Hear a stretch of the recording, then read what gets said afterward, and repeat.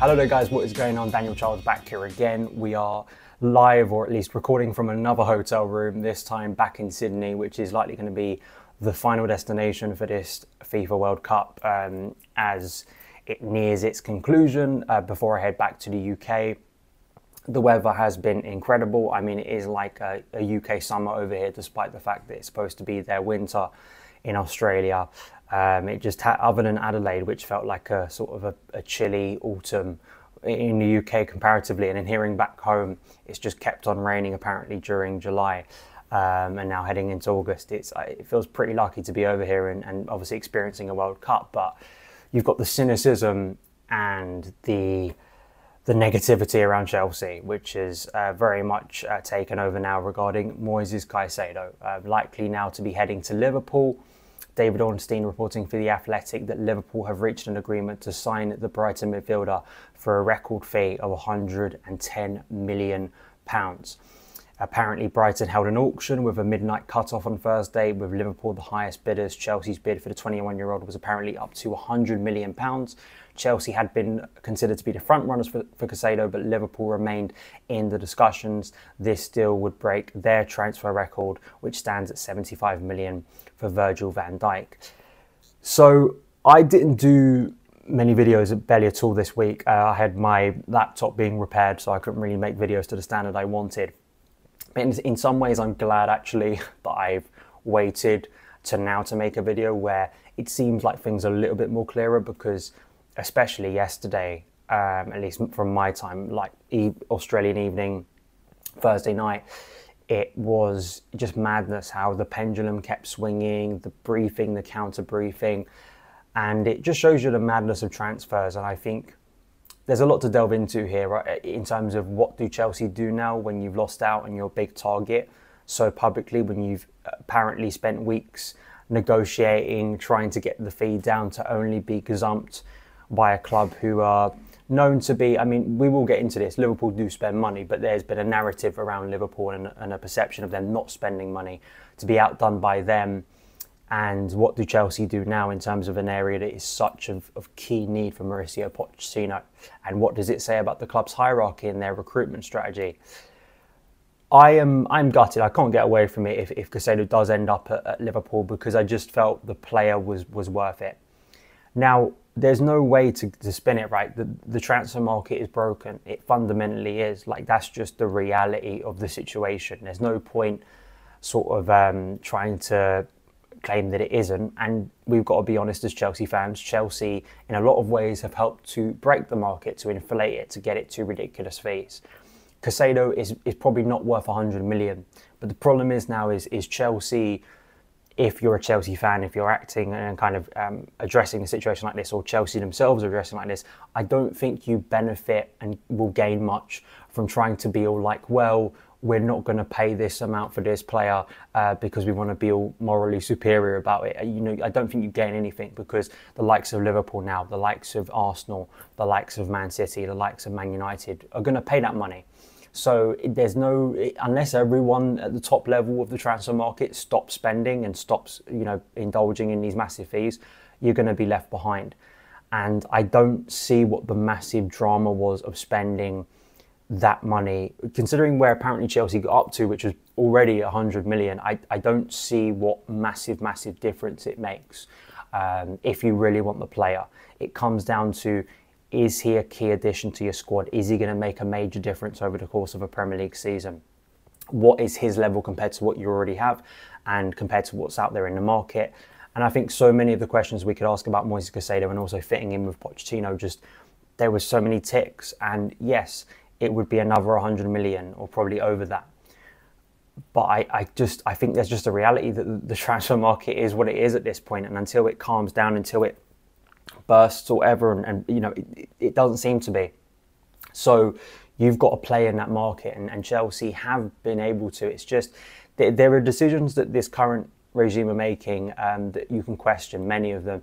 To me, it's like the whole Mason Mount situation of apparently not offering him that much of a contract, but then valuing him really highly, but then not offering him a contract that sort of tallies with what you'd want for a fee for him. Now with here, not willing to go up to a certain level. I just don't buy this kind of, if we go over 100 million, if we bow to Brighton again, it's like the end of the world. I mean, how much worse could it be from last year? And it's a position that's been so underfunded in Chelsea's squad for so many years now that I don't see the whole outrage about it. And I think that's just, again, sadly, it's the reality. Probably Caicedo 3 or 4 years ago in the market would have been a £50 million player, but we're not dealing in that world anymore. And it means that Chelsea are potentially now left without their main target. I wouldn't be stunned if Romeo Lavia gets done now. Are Liverpool going to go in and try and sign him as well?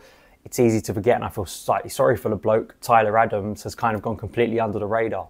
But Tyler Adams, for me, I hope for his sake, because he's coming in with not the greatest expectations, actually a bit like Nicholas Jackson, it benefits him as a player.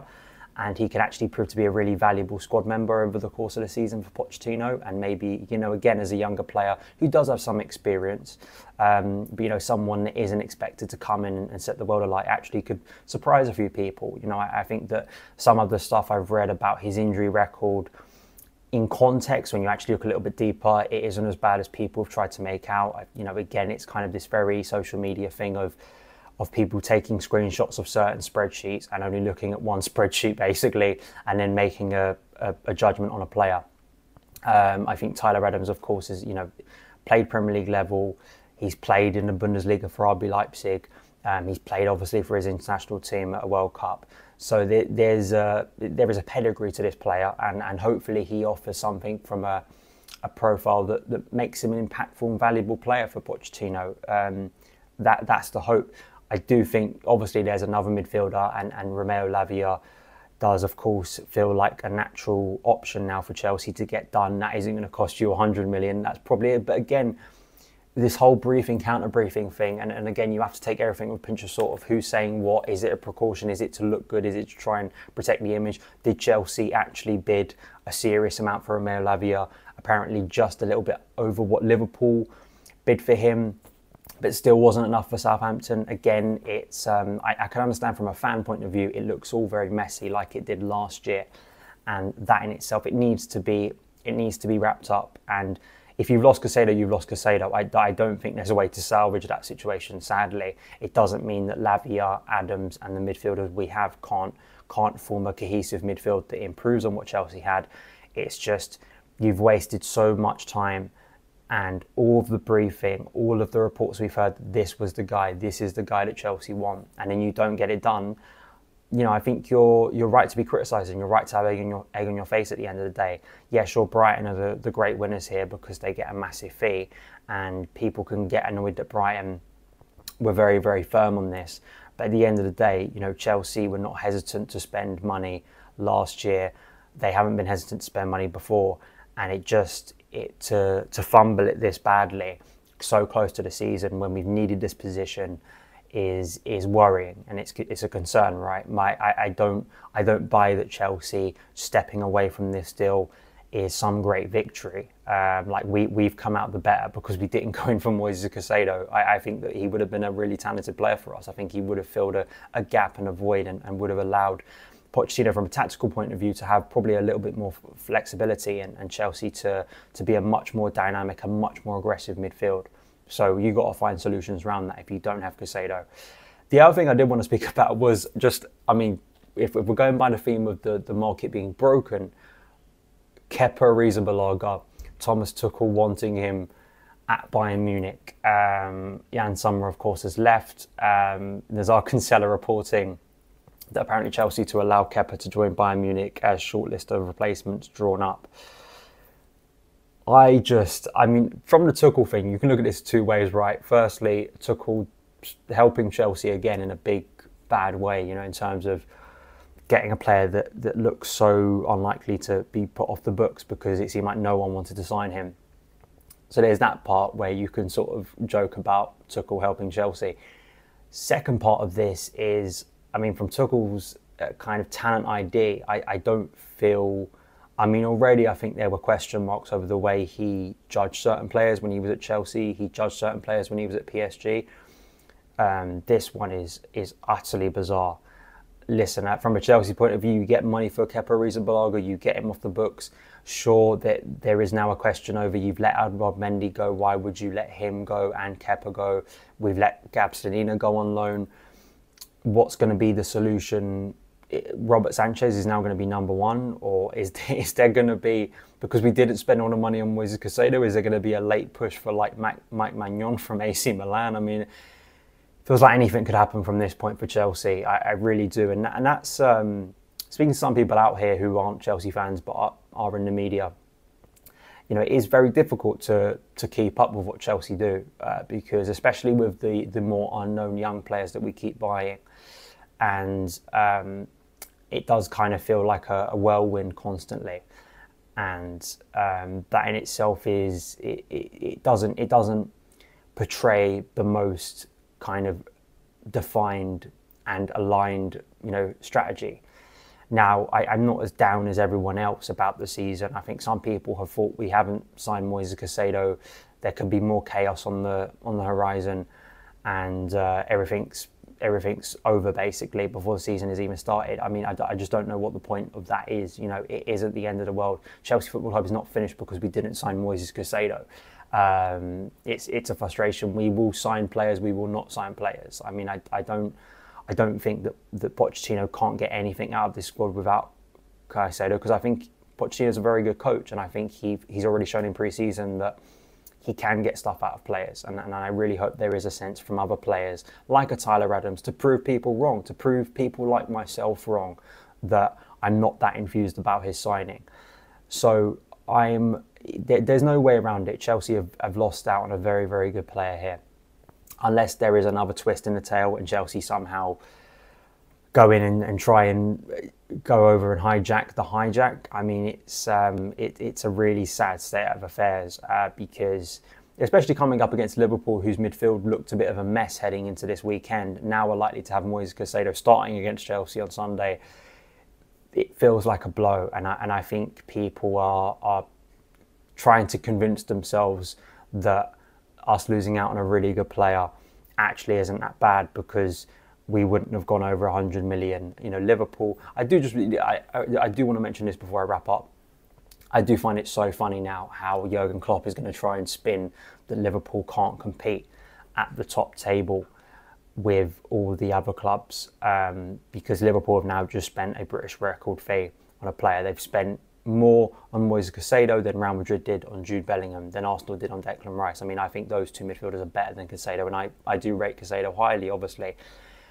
And it just makes me laugh, because I think it kind of shows you that at this level, and at this level in the Premier League, it is not I think Liverpool and Arsenal, and especially Liverpool in recent years, and Jurgen Klopp and maybe people in the media want to portray that Liverpool are like a Borussia Dortmund, or they're you know, one of the teams that battles against PSG every year, and they're so understaffed. You know, they're such the big underdogs. At the top of the Premier League, the reality is it's very, very rich clubs moaning about other very, very, very rich clubs. We've seen that with Arsenal this summer. They have spent big. And listen, as a Chelsea fan, it'd be hypocritical to start having a go at people for spending money, obviously. But the hypocrisy, I think, comes when I start hearing that somehow Liverpool have no chance in hell of competing. They are battling against the establishment and stuff like that. You know, I think that they've clearly spent a lot of money, and I think they've spent it on a very good player in CAICEDO. It just makes me laugh to see how that narrative is going to try and be played out and trotted out. And obviously, Jurgen Klopp's quotes all those years ago when he started at Liverpool about the Paul Pogba deal, and you know, I'm sure the spin doctors will be out to try and tell us that actually 110 million isn't actually that serious of money, but we'll see how that goes. But for Chelsea, we're a couple of days away from the first game, and it of course is against Liverpool. But let me know your thoughts, and I'll see you again very soon. All the best.